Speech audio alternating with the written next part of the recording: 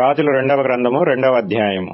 యెహోవా సుడిగాలి చేత ఏలియాను ఆకాశమునకు ఆరోహణము చేయింపబోవు కాలమున ఏలియాయు ఎలీషాయు కూడి గిల్గాలు నుండి వెళ్ళుచుండగా ఏలియా, యెహోవా నన్ను బేతేలునకు పొమ్మని సెలవిచ్చి ఉన్నాడు గనుక నీవు దయచేసి ఇక్కడ నుండుమని ఎలీషాతో అనెను. ఎలీషా, యెహోవా జీవము తోడు, నీ జీవము తోడు, నేను నిన్ను విడువనని చెప్పగా వారిద్దరును బేతేలునకు ప్రయాణము చేసిరి. బేతేలులో ఉన్న ప్రవక్తల శిష్యులు ఎలీషా యొద్దకు వచ్చి, నేడు యెహోవా నీ యొద్ద నుండి నీ గురువును పరమునకు తీసుకుని పోవునని నీవెరుగుదువా అని ఎలీషాను అడుగగా అతడు, నేనెరుగుదును, మీరు ఊరకుండుడనెను.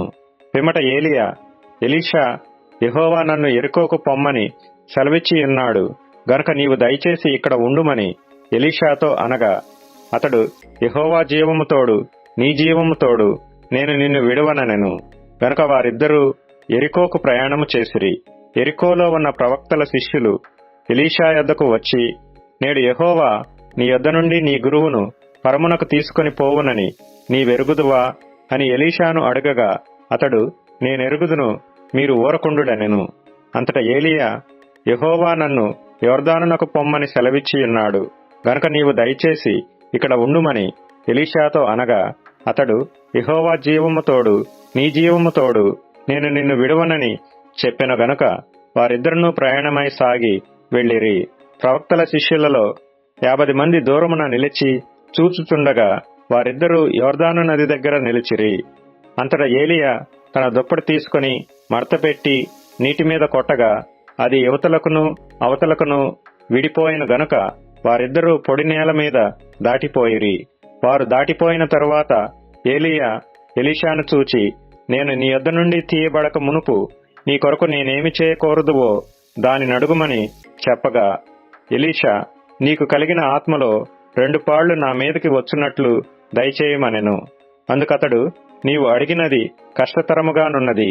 అయితే నీ యొద్ద నుండి తీయబడినప్పుడు నేను నీకు కనబడిన ఎడల ఆ ప్రకారము నీకు లభించును, కనబడని ఎడల అది కాకపోవునని చెప్పెను. వారు ఇంకా వెళ్ళుచూ మాట్లాడుచుండగా ఇదిగో అగ్ని రథమును అగ్ని గుర్రములను కనబడి వీరిద్దరినీ వేరు చేసెను. అప్పుడు ఏలియా సుడిగాలి చేత ఆకాశమునకు ఆరోహణమాయెను.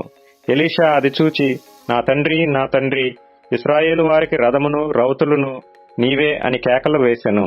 అంతలో ఏలియా అతనికి మరలా కనబడకపోయెను. అప్పుడు ఎలీషా తన వస్త్రమును పట్టుకొని 2 తునకలుగా చేసెను. మరియు ఏలియా దుప్పటి క్రింద పడగా అతడు దాన్ని తీసుకుని యొర్దాను ఒడ్డునకు వచ్చి నిలిచి ఒంటి మీద నుండి క్రింద పడిన ఆ దుప్పటిని పట్టుకొని నీటి మీద కొట్టి, ఏలియా యొక్క దేవుడైన యెహోవా ఎక్కడ ఉన్నాడనెను. అతడు ఆ దుప్పటితో నీటిని కొట్టగా అది ఇటు అటు విడిపోయినందున ఎలీషా అవతలి ఒడ్డునకు నడిచిపోయెను. యెరికో దగ్గర నుండి కనిపెట్టుచుండిన ప్రవక్తల శిష్యులు అతని చూచి, ఏలియా ఆత్మ ఎలీషా మీద నిలిచి ఉన్నదని చెప్పుకొని అతనిని ఎదుర్కొనబోయి అతనికి సాష్టాంగ నమస్కారము చేసి అతనితో ఇట్లనిరి, ఇదిగో నీ దాసులమైన మా యొద్ద 50 మంది బలము గలవారున్నారు. మా మీద దయించి నీ గురువును వెదుకుటకు వారిని పోనిమ్ము. యెహోవా ఆత్మ అతనిని ఎత్తి ఒక పర్వతము మీదనైనను లోయయందైనను వేసి ఉండునేమో అని మనవి చేయగా అతడు ఎవరినీ పంపవద్దనెను. అతడు ఒప్పవలసినంత బలవంతము చేసి వారతని బతిమాలగా అతడు పంపుడని సెలవిచ్చెను. గనుక వారు 50 మందిని పంపిరి. వీరు వెళ్లి 3 దినములు అతనిని వెదకినను అతడు వారికి కనబడకపోయెను. వారు యెరికో పట్టణమందు ఆగియున్న ఎలీషా యొద్దకు తిరిగి రాగా అతడు, వెళ్ళవద్దని నేను మీతో చెప్పలేదా అని వారితో అనెను. అంతటా ఆ పట్టణపు వారు, ఈ పట్టణమున్న చోటు రమ్యమైనదని మా ఏలినవాడవైన నీకు కనబడుచున్నది, గాని నీళ్లు మంచివి కావు, అందుచేత భూమియు నిస్సారమై ఉన్నదని ఎలీషాతో అనగా అతడు క్రొత్త పాత్రలో ఉప్పు వేసి నా యొద్దకు తీసుకుని రండని వారితో చెప్పెను. వారు దాన్ని తీసుకుని రాగా అతడు ఆ నీటి ఊట యొద్దకు పోయి అందులో ఉప్పు వేసి, యెహోవా సెలవిచ్చినదేమనగా, ఈ నీటిని నేను బాగుచేసి ఉన్నాను గనుక ఇక దీని వలన మరణము కలగకపోవును, భూమియు నిస్సారముగా ఉండదు అనెను. కాబట్టి నేటి వరకు ఎలీషా చెప్పిన మాట చొప్పున ఆ నీరు మంచిదై ఉన్నది. అక్కడ నుండి అతడు బేతేలునకు ఎక్కి వెళ్ళెను.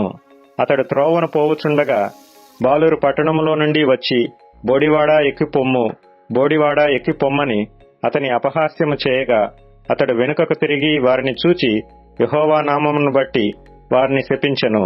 అప్పుడు 2 ఆడు ఎలుగుబంట్లు అడవిలో నుండి వచ్చి వారిలో 42 బాలురను చీల్చివేసెను. అతడు అచ్చటి నుండి పోయి కర్మెలు పర్వతమునకు వచ్చి అచ్చటి నుండి పోయి షోమ్రోనునకు తిరిగి వచ్చెను.